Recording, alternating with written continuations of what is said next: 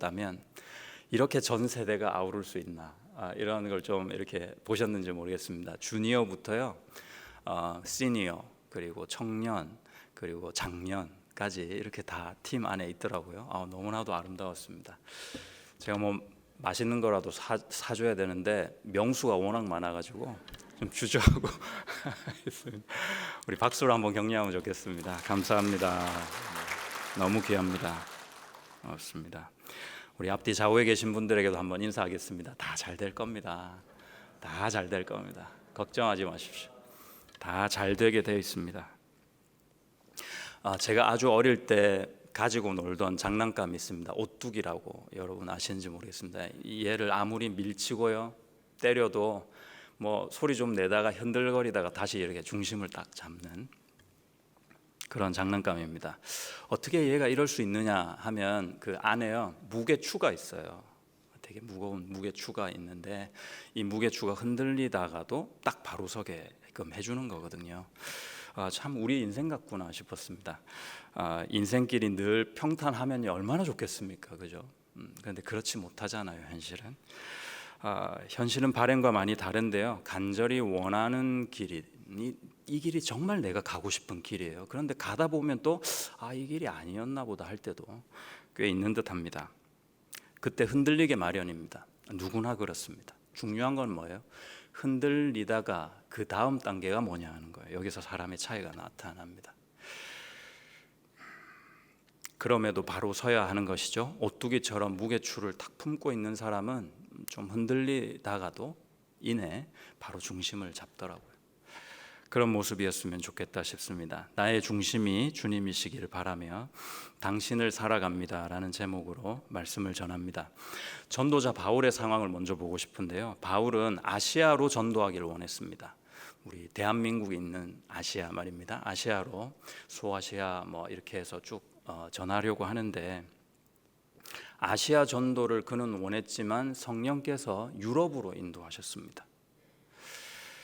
그 인도하심이 꽤나 강렬했는데요. 사도행전 16장에서 보니까 바울의 환상 중에 사람이 나타났어요. 옷차림을 보아하니 마게도니아 출신의 사람이었습니다. 그 사람이 간절하게 호소를 하는 겁니다. 우리한테 좀 와서 우리를 좀 도와달라고 그랬던 겁니다. 바울은 이것을 성령의 인도하심이라고 믿고 바로 달려갑니다. 이렇게 인도를 받아온 곳이 마게도니아령의 시작 지역, 처음 시작 지역인 빌립보 지역이었습니다.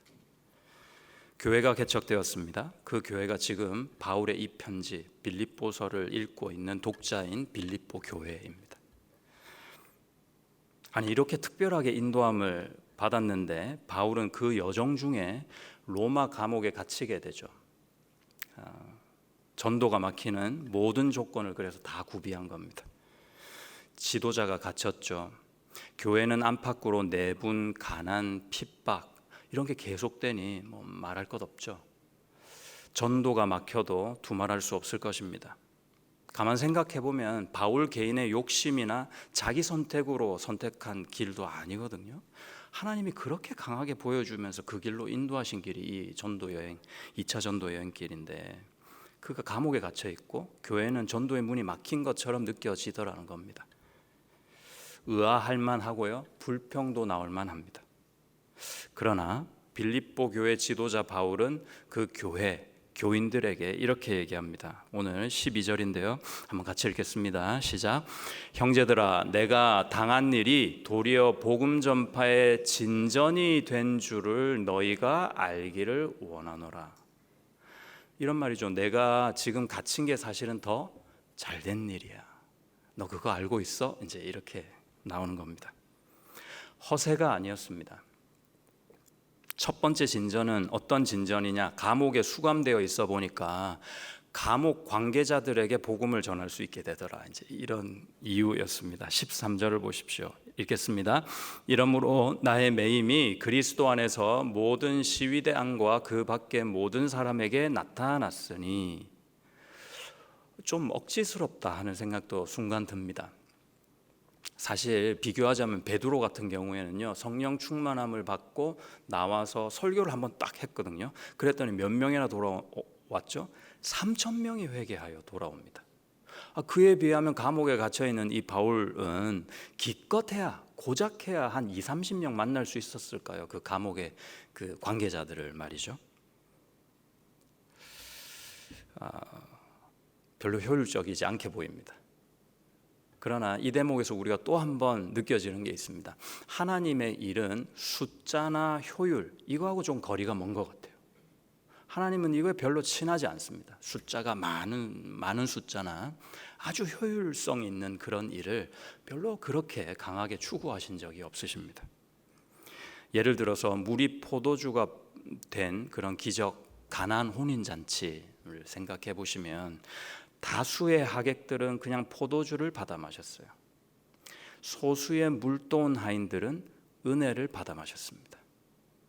그럼 이 가나 혼인잔치는 누구를 위한 잔치입니까? 하나님은 어떤 사람을 통해서 일하실까요? 한 영혼을 귀히 여기는 사람 아닌가 싶습니다. 복음의 사각지대라도 내가 거기 들어가 가지고 거기에 있는 사람들과 함께 할 수 있는 그런 사람. 예수님이 군중을 피해 다니시면서도요, 죄인 한 영혼에는 아주 집요하신 모습을 우리 성경에서 많이 찾아볼 수 있었습니다. 대상보다는 여러분 주체에 집중하시기 바랍니다. 전도를 할 때 그 대상이 누군가 또 중요하잖아요. 어떤 사람을 전도할까도 참 중요합니다. 그러나 그 전도의 주체가 누구예요? 내가 아니라 그 사람도 아닙니다. 하나님이 하시는 일이라는 겁니다. 하나님이 지금 무엇을 원하신가, 그 주님의 마음을 계속 구하다 보면 답이 보이는 것입니다. 바울이 얘기한 감옥에 투감되어 있으면서도 또 하나의 진전이다 했던 내용이 14절입니다. 14절과 14절 먼저 읽겠습니다. 시작. 형제 중 다수가 나의 매임으로 말미암아 주 안에서 신뢰함으로 겁없이 하나님의 말씀을 더욱 담대히 전하게 되었느니라. 16절도 읽을까요? 16절 시작. 이들은 내가 복음을 변증하기 위하여 세우심을 받은 줄 알고 사랑으로 하나. 좋은 뜻과 사랑으로 내가 갇혀 있으니까 더 열심히 하더라는 거예요. 같이 일하던 동력자들이. 그것이 감옥에 있으니까 유익한 점이었다라고 고백합니다. 이때 가만 보면 그 형제들이 겁 없이 담대히 복음을 전한다 그랬거든요. 거기에는 어떤 뜻이 내포되어 있냐면은 나는 바울 선배님처럼 죽어도 좋아. 나는 바울 선배님처럼 감옥에 투옥되는 일이 있어도 이 복음을 한번 전해볼 거야 라는 각오가 내포되어 있습니다. 요즘 말로 찐이란 말 아십니까? 찐 전도자들입니다. 찐 동력자입니다. 찐 친구들입니다. 부모님들이요, 성장기 자녀를 두셨을 때 좋은 친구가 이 아이에게 얼마나 중요해요. 그렇죠? 그래서 우리 자녀에게 좋은 친구가 좀 이렇게 허락되기를 간절히 구할 때가 많고, 저의 기도 제목이기도 합니다.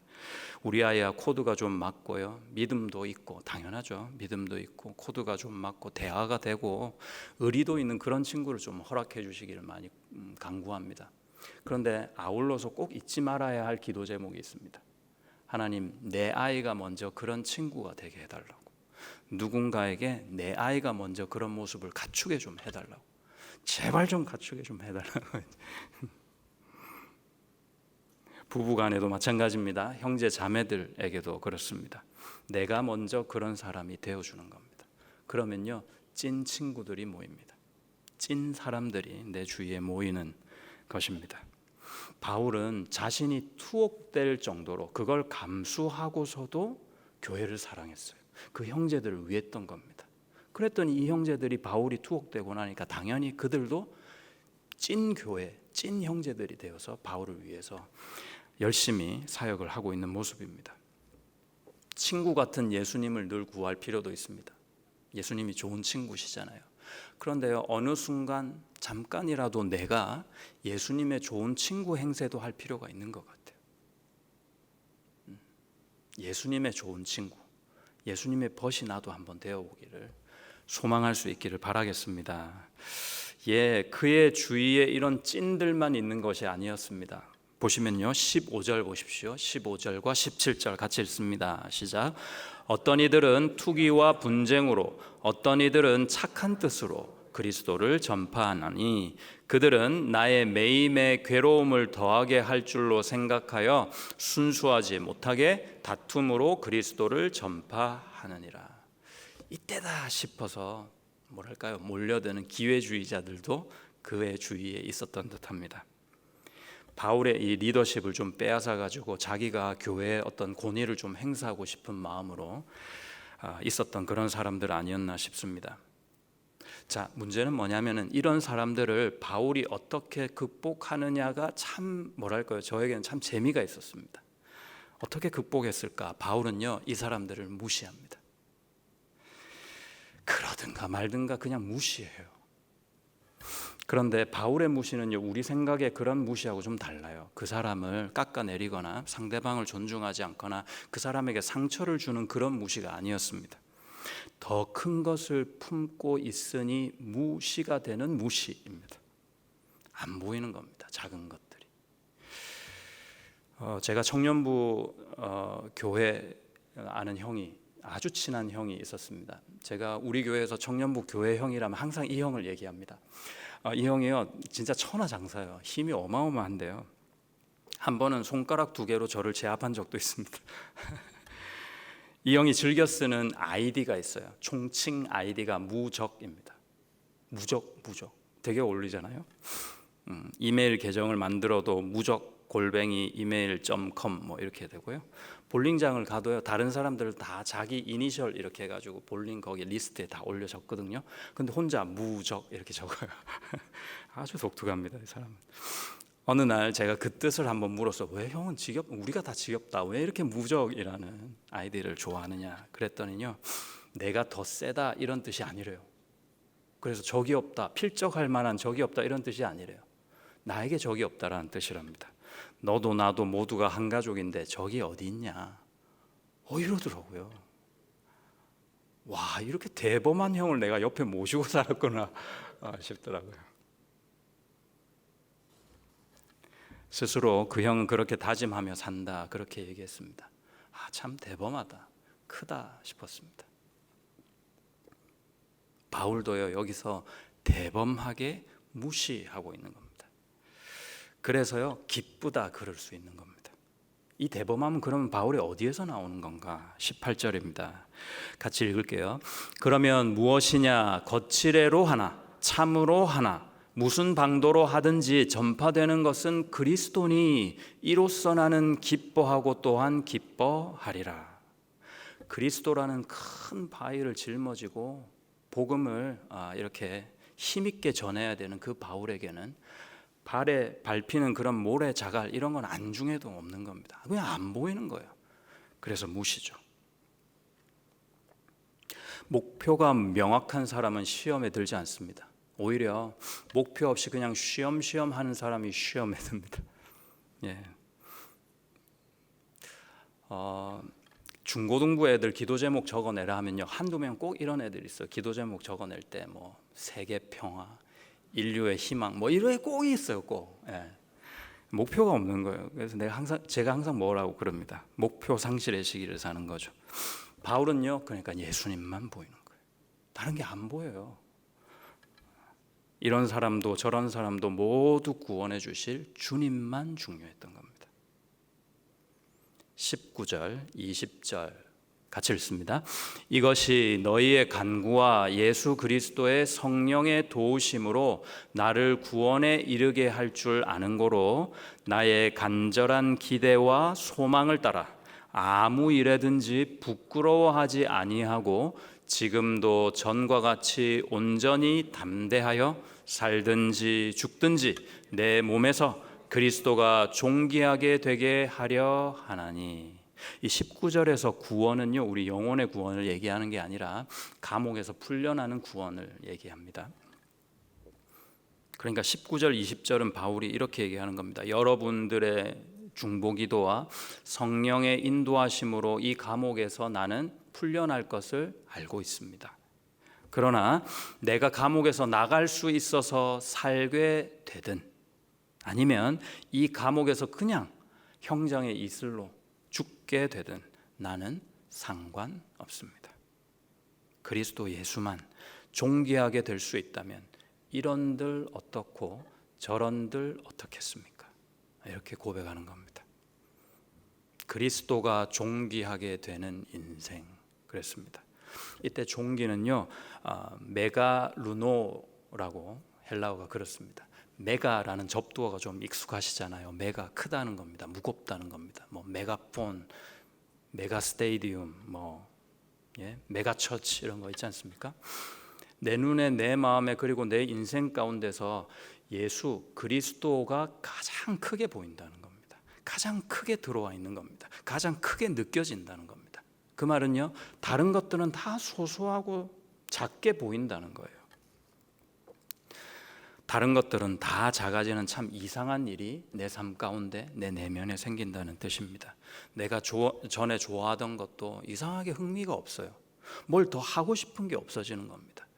무기력한 것은 아닌데 이상하게 내 색깔이 점점 회색으로 변해가는 거죠. 세상에 대해서 말입니다.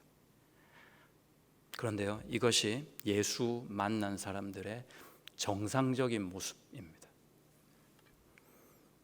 어떤 사람은 예배 오는 시간도 그렇게 아까워가지고요 마음에 막 갈등이 되고 교회 사역으로 좀 섬기라 그러면 몸살이고 다른 사람한테 미루고 그리고 말도 안 되는 거짓 핑계를 대고 그렇게 합니다. 이거 무슨 성도예요? 무슨 사역자입니까? 무슨 전도자가 이래요? 바울은 뭐라 그랬냐면요 내가 사명과 약속을 받아보니까 내가 가지고 누리고 있었던 모든 것이 배설물 같더라 그래요. 우리더러 배설물로 여겨야 해 그렇게 강요하는 게 아닙니다. 자기가 그래 보니까 그렇다라는 거예요. 느낀 점을 고백한 겁니다. 상황은 아닌데 그러니까 바울에게는요 아무것도 하고 싶은 것도 없는데 이거 외에는 다른 흥미가 없는데 그냥 기쁘다고 고백하는 겁니다. 빌립보서에는요 그리스도라는 단어보다 기쁨이라는 단어가 한 번 더 나옵니다. 그렇게 많습니다. 세상에 속해 있는 사람은 절대 고백할 수 없는 고백이죠. 바울의 이런 긍정적인 감정은요 이 기쁨은 자기 체면이 아니더라고요. 마음 깊은 곳에서 푹 우려져 나와가지고 그렇게 고백되어지는 내용입니다. 이 기쁨은 쾌락과 다릅니다. 쾌락은요 내 자신에게 집중하고 있기 때문에 언제나 목마릅니다. 만족이 없습니다. 그러나 이 기쁨은 주님께 집중함으로써 주님이 주시는 그 기쁨입니다. 어떤 분이 이런 말을 하세요.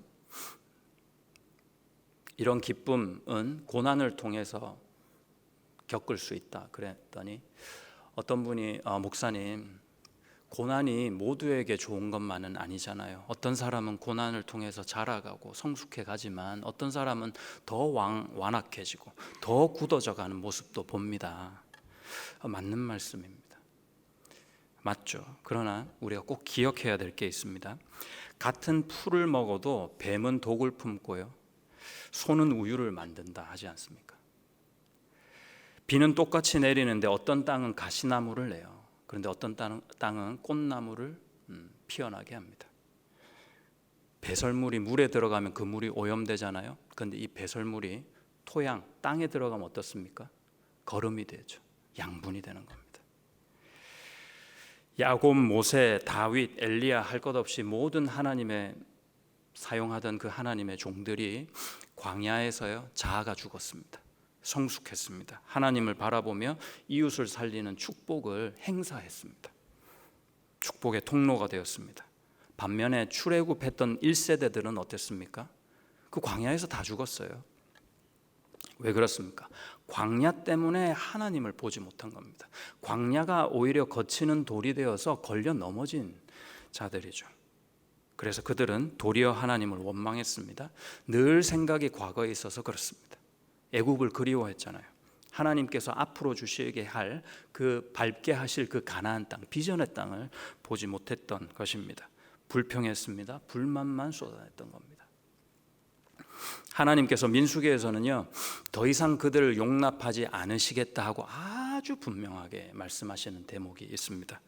저는 이 구절이 참 감사합니다.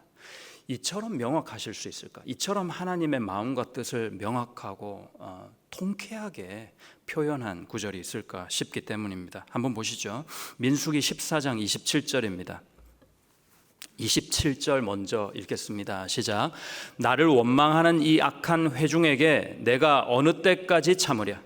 이스라엘 자손이 나를 향하여 원망하는 바 그 원망하는 말을 내가 들었노라. 하나님이 무엇을 들었다고 하시죠? 그들의 말을 들었다는 겁니다. 28절 계속 보시죠. 읽겠습니다. 그들에게 이르기를 여호와의 말씀에 내 삶을 두고 맹세하노라. 너희 말이 내 귀에 들린 대로 내가 너희에게 행하리니. 무엇에 근거해서 그들에게 행한다 하십니까? 그들의 말입니다. 아까 봤지만 빌립보서 1장 12절에서 보시면 내가 지금 투옥되어 있는 것이 복음의 진전, 우리말 성경에는 진보라고 되어 있습니다. 이거는요 헬라어로 프로코페입니다. 프로코페는요 원래 그 빌립보 지역이요 로마에서 전쟁을 치르고 난 퇴역 군인들이 주로 모여 살던 지역이었습니다. 그래서 빌립보서에는 군대 용어가 참 많이 일부러 바울이 의도적으로 많이 등장시킵니다. 프로코페도 마찬가지입니다. 프로코페의 뜻은요, 내가 이 부대는 미리 가서 선발대 같은 거예요. 미리 가서 주력 부대의 길을 닦아놓는 그것을 프로코페라고 합니다. 감옥의 정찰병으로 나를 미리 보냈다 하고 믿고 그렇게 고백하는 거죠, 바울이. 좋은 일 하다가도 감옥에 갇히니 아이고 난 참 지질이 또 복이 없네. 그렇게 하지 않고 내 이 고통이 고통받는 누군가를 위로하는 도구가 나중에 되겠구나. 이렇게 믿는 겁니다. 그렇게 생각했다는 겁니다. 그래서 그렇게 말하고 있는 겁니다. 모세의 광야를 한번 보시면 모세가 광야에서 훈련 받잖아요. 그래서 광야 전문가가 되잖아요. 이 전문성을 가지고 그 많은 이스라엘 백성들을 광야 가운데 이끌 수 있는 지도자로 세워져 가게 되는 모습을 우리가 볼 수 있습니다. 이것이 광야 생활을 겪게 하는 또 하나의 이유가 아니겠습니까? 우리도 마찬가지입니다. 크고 작은 고난이 닥치면 아이고 내가 참 지지리도 복이 없지 왜 이렇게 되는 게 없나 정말 하나님이 계시나 여기서부터 시작해서 난 하나님 복을 못 받는다는 둥 이렇게 죽나 보네 하면서 온갖 불평 불만을 다 늘어놓거든요. 근데요 하나님이 그거 다 듣고 계십니다. 듣고 계시다가 어느 시점에 이렇게 말씀하실 겁니다. 그래? 좋다. 그럼 내가 네 말 그대로 너에게 행하리라. 반면에 같은 어려움이 생겨도요 믿음의 사람은 어떻게 합니까? 주님 감사합니다. 이 광야를 허락해 주셔서 감사합니다. 내가 이 고통, 이 고난을 왜 겪고 있는지 사실은 잘 알지 못합니다. 내일은 어떤 길을 선택해야 될지 두렵기만 합니다. 그러나 하나님께서 나를 이끌고 계심을 믿습니다. 어떤 일이 있어도 하나님은 오늘 내일을 통해서 합력하여 선을 이루어가고 계심을 저는 믿습니다. 주님 제가 더 강건하겠습니다. 예수님께서는 양으로 생명을 얻게 하고 그 양의 생명이 풍성하게끔 하기 위해서 오셨다고 했는데 주님 저를 구원하셨으니 내 삶도 풍성하게 하기 위해서 지금 오늘이 있고 내일이 있는 줄 믿습니다. 주님 저는 주님을 신뢰합니다. 반드시 잘 될 것임을 믿습니다.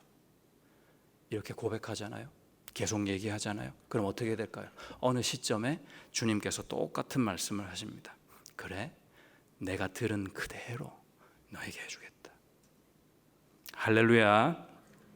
누군가의 인생을 보려면 간단합니다. 그 사람이 어떤 마음을 품고 있냐 보면 됩니다. 마음은 어떻게 봅니까? 그 사람이 어떤 말을, 어떤 언어를 사용하고 있느냐 보면 압니다. 그 사람의 말이 그 사람 인생인 거죠. 누에가 자기 입에서 나오는 실로 누에꼬치를 만들잖아요. 누에꼬치를 만든 다음에 그 누에꼬치 안을 집으로 삼아 거기에 삽니다. 사람도 마찬가지죠. 정말 못 해먹겠네. 내 주위에는 이런 사람들밖에 없나. 계속 불평하면요 그걸로 자기 집을 짓는 거예요. 그리고 그 안에서 살게 됩니다. 어떤 분이 이런 제안을 하시더라고요. 죽겠네 하지 말고 조금 그 말을 좀 늘려보라고. 죽게 있네 뭐 이렇게. 믿음의 말은 입술이 아니라 마음에서 나오거든요. 바울이 품은 마음이 여러분 이렇습니다. 놀라지 마십시오. 21절 같이 읽겠습니다. 시작. 이는 내게 사는 것이 그리스도니 죽는 것도 유익함이라. 원문을 직역하면 이렇습니다. 나에게는 그리스도가 사는 것이다. 유익한 것은, 더 얻게 되는 것은 죽는 것이다. 내가 죽는 게 더 유익하다는 겁니다. 죽고 싶다는 거죠. 왜냐하면 그리스도가 살기 때문에. 내가 없어지면 더 좋다는 겁니다. 내게 얻는 게 있는 거예요. 내가 죽을 때. 제가 뭐 힙합의 열성 팬은 아닌데요. 원타임이라는 한국 그룹이 있습니다. 원타임, 뭐 꽤 이렇게 유명했던 그룹인데요. 그 노래들 중에 작은 가사가 한 대목이 이렇습니다. 난 힙합을 살아. 나름 이 그룹은요, 그 가요가 되게 건전했습니다. 이 힙합 예찬론자들이에요. 힙합이 너무 좋아서 힙합 노래에 힙합을 예찬하는 내용을 넣었어요. 난 힙합을 살아 그러더라고요. 얼마나 힙합이 좋았으면. 그들은 힙합 전문가였습니다. 인간은 인생을 삽니다. 세상 사람들은 세상을 삽니다. 그러나 성도는 하나님을 살아갑니다. 여러분은 예수 예찬가들이 다 되시기 바랍니다. 마음에 예수를 모시고 주님 안에 믿음의 말을 하며 예수가 가장 크게 보이는 삶, 그렇게 예수를 살아내실 수 있기를 그 예수님의 이름으로 축복합니다. 기도하겠습니다.